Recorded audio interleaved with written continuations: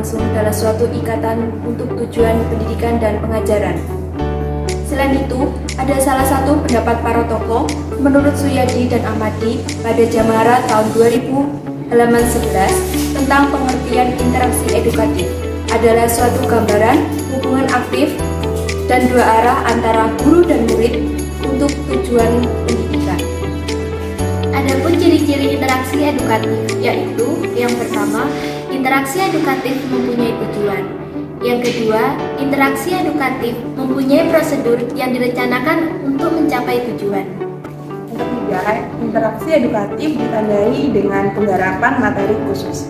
Yang keempat, ditandai dengan aktivitas anak didik. Kelima, guru berperan sebagai pembimbing. Yang keenam yaitu interaksi edukatif memerlukan kedisiplinan. Ketujuh, mempunyai batas waktu.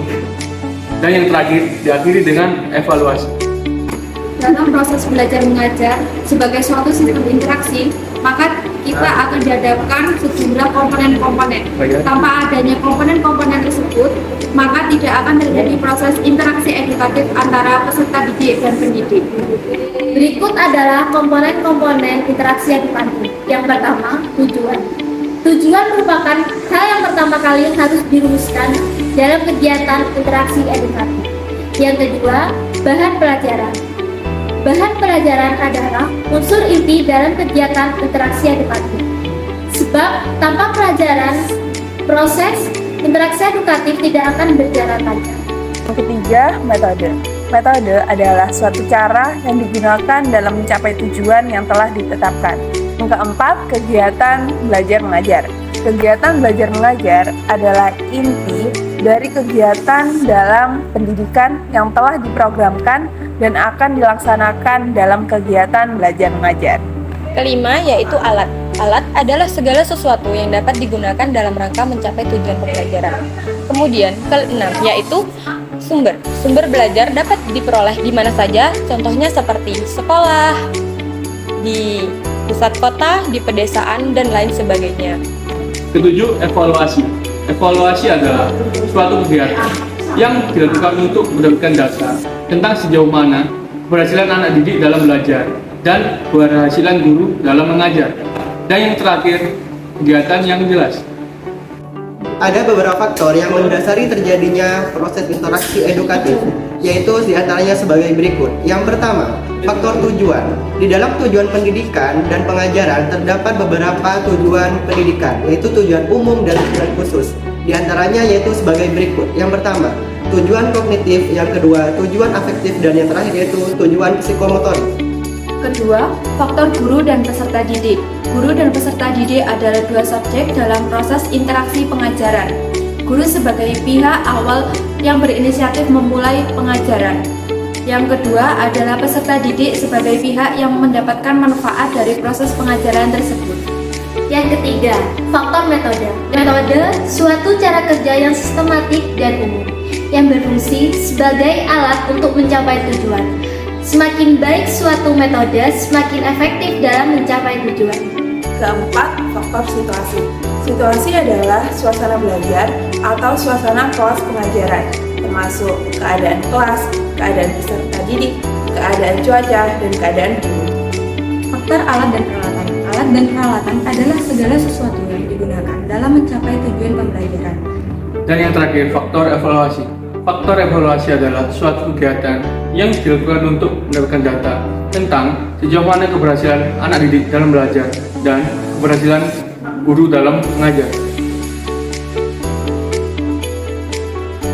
Oke, untuk pertemuan kali ini kita akan membahas terkait tentang Pancasila. Seperti yang kita ketahui, Pancasila merupakan dasar negara dari Republik Indonesia. Dari kalian kira-kira ada yang tahu belum terkait kelahiran Pancasila?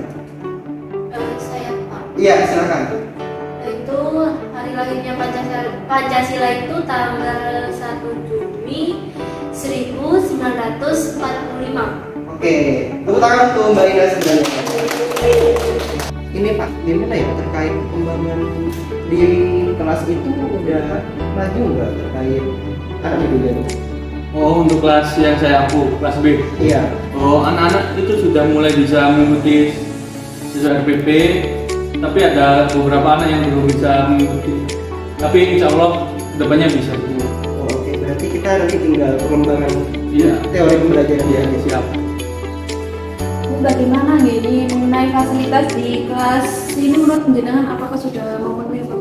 Kalau menurut saya sudah memenuhi, tapi perlu ada perbaikan lagi untuk fasilitas di kelas ini. Ini menurut saya juga kerjanya ini kurang masih kotor karena kan bisa kayak debu-debu itu lah masih banyak. Nah, terus itu ada seperti lembab gitu. Iya, ini perlu didatangin tukang nggak sih? Kalian ada yang tahu nggak kayak materi ini loh Pancasila yang pertama yang diajarin sama Bapak tadi? Oh iya, saya masih ingat. Itu kan sila-sila itu loh, aku nggak terlalu paham sih soalnya dulu kan aku ini udah pakai lihat dulu SMP juga nggak terlalu paham. Mungkin saya jelasin. Itu ada jaminan istilah. Jadi sebentar, ya dan bisa dibantu bagaimana? Saya mau daftar kejar paket sih. Kemarin kita kalau mau daftar kejar paketnya itu perlu ijazah terakhir. Ijazah terakhir sebenarnya udah pernah ikut paket B atau SMP sebelumnya? Saya lulusan terakhir itu SMP. Saya mau ikut kejar paket. Untuk pendaftarannya bisa besok. Ini bisa diisi formulirnya. Untuk persyaratannya itu ada seperti fotokopi KK, fotokopi akta kelahiran, dan fotokopi ijazah terakhir. Ya, permisi Mas Ari. Iya. Kira-kira ada kelas yang kosong nggak untuk hari ini? Ada jadwal kelas hari ini? Iya, ada kelas. Jam berapa? Jam Jam 9. jam 9. Oh, Oke. jam 9 itu 301. Oke, boleh sekalian itu kuncinya nggak? Kunci. Iya. Bentar ya, maaf banyak. Iya. Oh, kan. 31 bukan. Oh, ini Pak. Kuncinya. Oke, makasih ya. Ya, terima kasih.